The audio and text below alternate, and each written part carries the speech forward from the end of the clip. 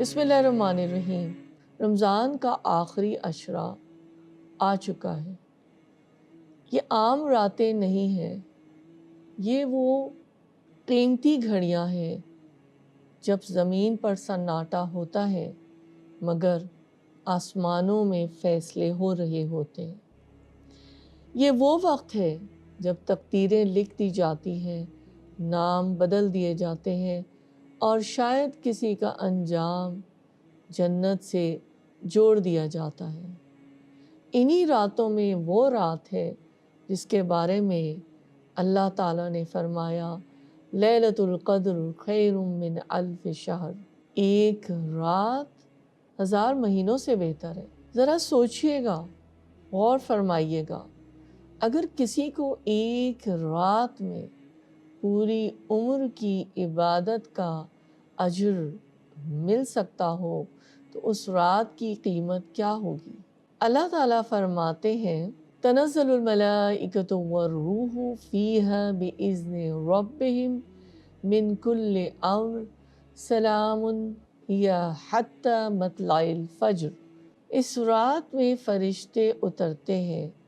حضرت جبرائیل علیہ السلام ان فرشتوں کو لے کر زمین پر آتے ہیں ہر معاملے کے ساتھ، اور وہ رات فجر تک سراسر سلامتی بن جاتی ہے۔ ایک اور مقام پر فرمایا گیا فیہا یفرق کل امر حکیم، یہ سورہ دخان کی آیت ہے۔ اس رات میں ہر حکمت والا فیصلہ لکھ دیا جاتا ہے۔ اگر فیصلے لکھے جا رہے ہو تو کیا دعا نہ کی جائے گی؟ اگر آنے والے سال کا نصیب اور رزق تقسیم ہو رہا ہو تو کیا آنسو نہ بہائے جائیں گے؟ رسول اللہ صلی اللہ علیہ وآلہ وسلم نے فرمایا کہ جو شخص ایمان اور ثواب کی نیت سے شب قدر میں قیام کرے اس کے پچھلے تمام گناہ معاف کر دیے جاتے ہیں۔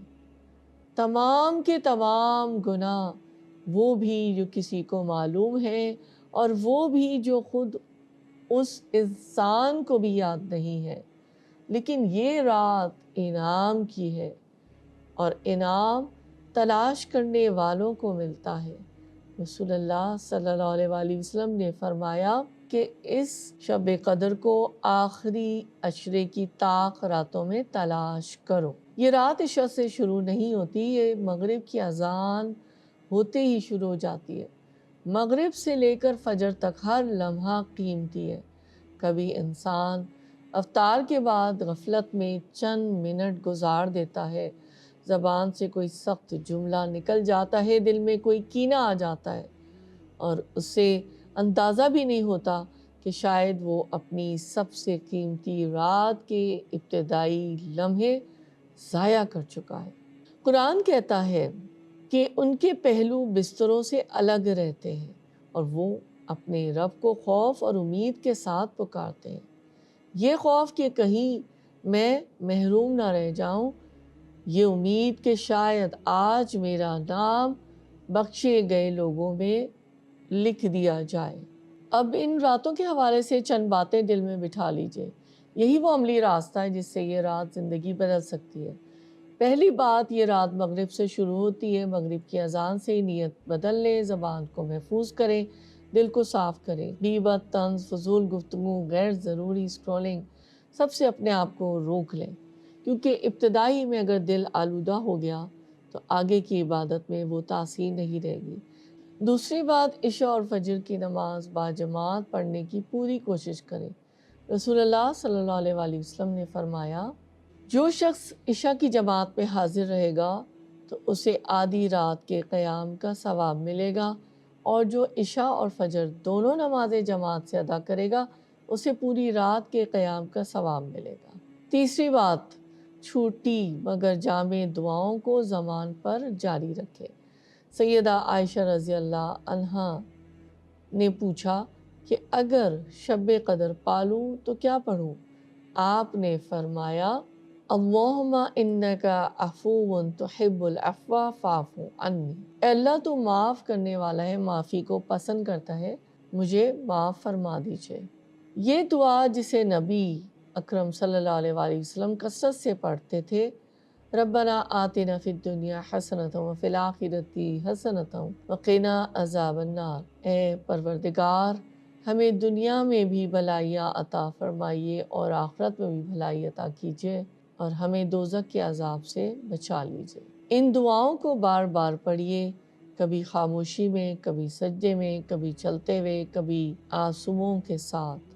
آخری بات، اس رات کو زندہ کیجیے اور زندہ رہنے دیجیے، مگر تنوع کے ساتھ، یعنی ویرائٹی آپ کی عبادات میں ہو۔ رسول اللہ صلی اللہ علیہ وآلہ وسلم کے بارے میں آتا ہے کہ حضرت عائشہ رضی اللہ عنہا نے فرمایا، رسول اللہ صلی اللہ علیہ وآلہ وسلم رمضان کے آخری 10 دنوں میں اس قدر محنت کرتے، اور عام دنوں میں بھی آپ صلی اللہ علیہ وآلہ وسلم بہت زیادہ محنت کرتے تھے۔ آپ صلی اللہ علیہ وآلہ وسلم آخری عشرے میں رات کو زندہ کرتے، گھر والوں کو جگاتے اور پوری محنت کرتے۔ آخر یہ محنت کیوں؟ کیونکہ یہ عام رات نہیں ہے۔ یاد رکھیے گا، دعائیں تقدیروں کو بدل دیتی ہیں اور بدل سکتی ہیں۔ رسول اللہ صلی اللہ علیہ وآلہ وسلم نے فرمایا، دعا کے سوا کوئی چیز تقدیر کو نہیں ٹالتی ہے، اور نیکی کے سوا کوئی چیز عمر میں اضافہ نہیں کرتی ہے۔ رسول اللہ صلی اللہ علیہ وآلہ وسلم نے یہ بھی فرمایا کہ صدقہ رب کے غصے کو بجھا دیتا ہے اور بری موت سے بچاتا ہے۔ اگر تقدیر لکھی جا رہی ہو تو دعا اور صدقہ کیوں نہ کیا جائے۔ لیکن ایک اور حقیقت دل دہلا دیتی ہے۔ رسول اللہ صلی اللہ علیہ وآلہ وسلم شب قدر کی تاریخ بتانے نکلے تھے، مگر 2 افراد کے جھگڑے کی وجہ سے وہ علم آپ سے اٹھا لیا گیا۔ دل کی قدورتیں برکتوں کو روک دیتی ہیں۔ اگر فرشتے اتر رہے ہوں اور دل میں نفرت ہو تو کیا وہ رات وہی اثر دے گی؟ اعتکاف بھی اسی لیے ہے کہ دل دنیا سے کٹ جائے۔ نبی اکرم صلی اللہ علیہ وآلہ وسلم نے اپنی وفات تک آخری عشرے کا اعتکاف فرمایا۔ سیدہ عائشہ رضی اللہ عنہا سے روایت ہے کہ نبی کریم صلی اللہ علیہ وآلہ وسلم رمضان کے آخری عشرے کا اعتکاف کرتے، یہاں تک کہ آپ صلی اللہ علیہ وآلہ وسلم وفات پا گئے۔ اصل اعتکاف دیواروں کا نہیں ہے، بلکہ اصل اعتکاف دل کا ہے۔ موبائل ہاتھ میں ہو اور دل دنیا میں لگا ہوا ہو تو تنہائی حاصل نہیں ہوتی، نہ حضوری قلب نصیب ہوتی ہے اور نہ خشوع نصیب ہوتا ہے۔ اگر دل اللہ کی طرف متوجہ ہو جائے تو ایک گوشہ بھی مدینہ بن جاتا ہے۔ یہ رات مختصر ہے، مگر اس کا اثر دائمی ہو سکتا ہے۔